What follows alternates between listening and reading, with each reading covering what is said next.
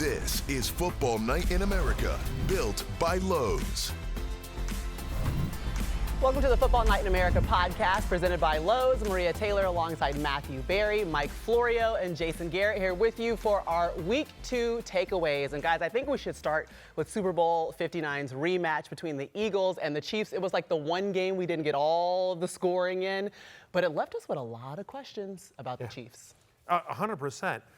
Since 2014, this is their first 0-2 start, right? And that year, by the way, 2014, they missed the playoffs. For me, I guess, I don't really have a stat for this, except I always felt like these are the kind of games they used to win. That you were scared, or like if you were a Chiefs fan, it's like, all right, yeah, they're screwing around a little bit, but they'll figure this out.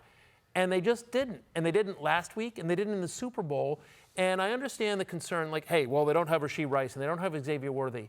But you think about last year. They didn't have Rashee Rice for most of the year. And Xavier Worthy was a rookie who didn't really expand his route tree until the second half of the season, but they still managed to find ways to win those games, and they just didn't. I just feel like last year's Chiefs, Travis Kelce comes up with that ball, or Mahomes hits him a little bit, so it feels like they've lost a little bit of magic and a little bit of fear, that other teams have. It doesn't feel like teams are scared of the Chiefs the way they used to be. I'd said the past couple of years that the Chiefs have a bad habit of playing with their food. Yeah. And they eventually figure it out, and they get it done. We've seen 2 games now this year that they could have won, and past Chiefs teams would have won. Yeah. And they're on the other end of it now, and they've got to figure it out quickly, because you start piling up losses in September, next thing you know, you're getting to a shorter and shorter margin for error, and you have to worry about whether or not you're even going to make the playoffs. Yeah, Philadelphia is better than Kansas City. They're a better team. They're a more talented team. We saw that last year at the Super Bowl.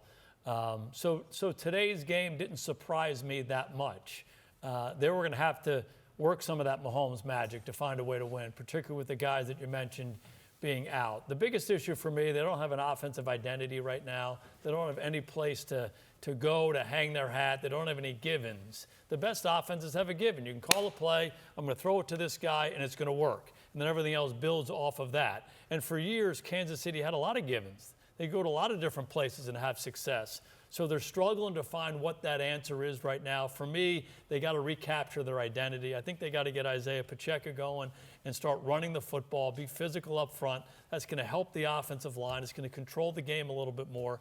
And then you're going to get your shot plays off of that. We've been talking a little bit too much about that lately with them. There's been an absence of explosive plays. Those receivers being out is a big deal. But to me, get Pacheco going, get the run game going, win ugly against the Giants this week, and then go ahead and get yourself on a little roll. Coach, give me one quick stat here. They've now lost back-to-back one-score games. Entering this season, they had won 17 straight one-score games. I mean, they're not able to close it out the way they used to be, Mike. They really need Rashee Rice back. He's going to miss 4 more games as a result of that suspension from the street racing incident from early 2024.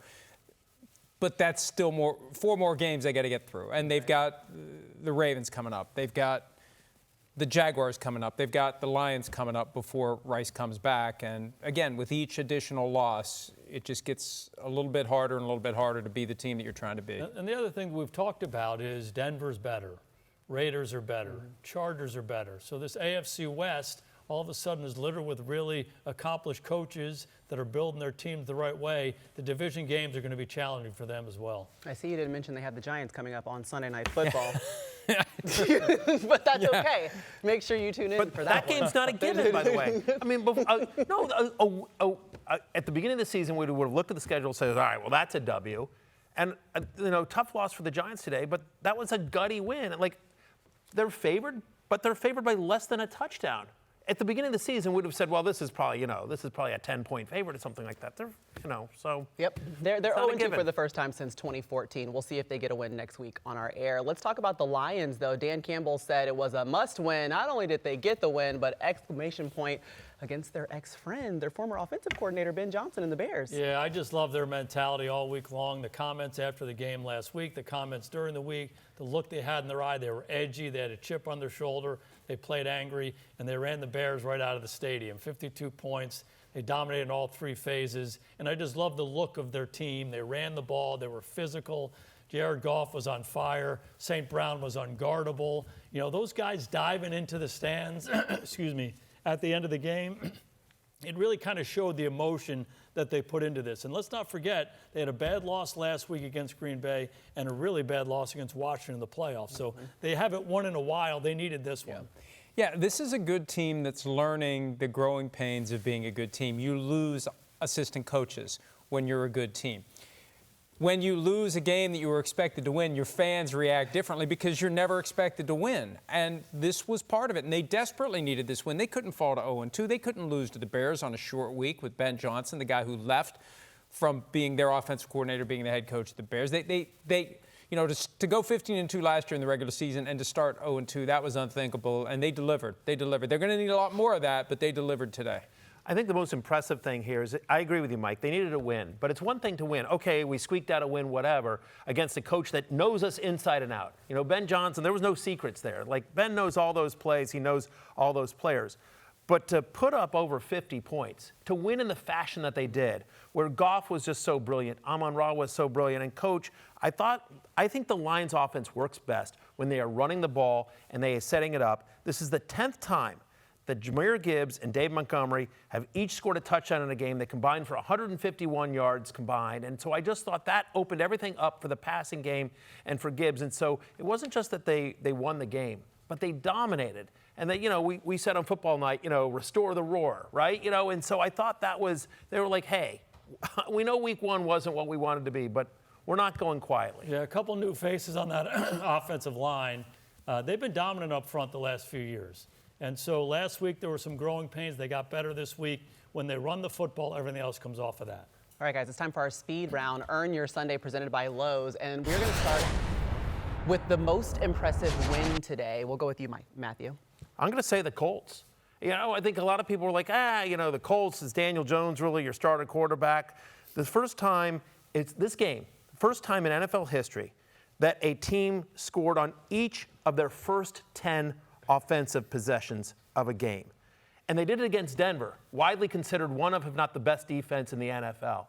And I thought Daniel Jones and Jonathan Taylor and the entire offense, I didn't love how Shane Steichen managed the end of the game, just sort of playing for a 60-yard field goal, but top to bottom, it was a hell of a game plan.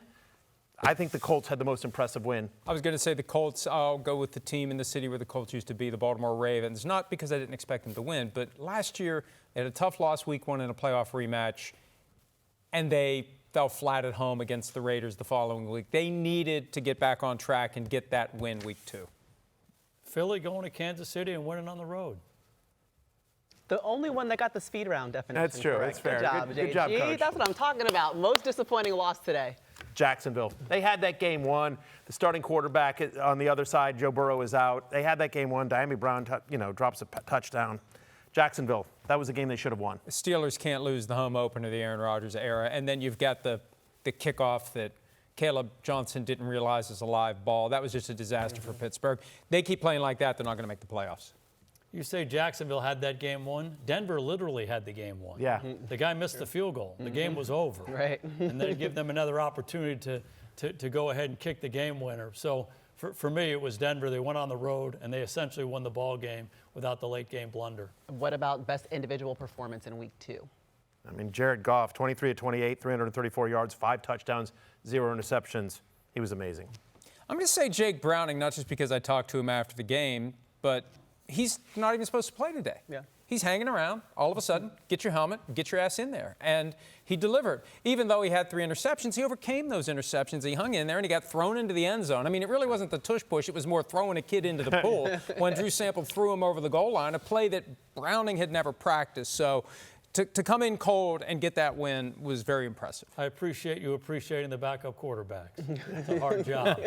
Jared Goff is one for me, but because you took him, I'm going to take Mac Jones. Hasn't played in a little while, goes down to New Orleans. Couldn't be a hostile environment. Take it. And he just was clean. He was solid throughout the ball game. Looked like he played in rhythm. They played well. I'll give an honorable mention. Jonathan Taylor, 215 yards from scrimmage against that Denver Broncos defense. We talked about it earlier. One of the most underappreciated, underrated players in the National Football League. Talk about a bell cow. I'm really hoping that we end up saying Bijan Robinson after the Falcons beat the Vikings because We just kicked another field goal, and it's 12-6. I know, And Florio, you need to go and watch the rest of this one. You don't win by kicking field goals. We might, shoot. Anyway, if you want to join us for week 3, which we know you do, make sure you tune in at 7 Eastern on NBC and Peacock. We'll be getting you set for the Giants and the Chiefs.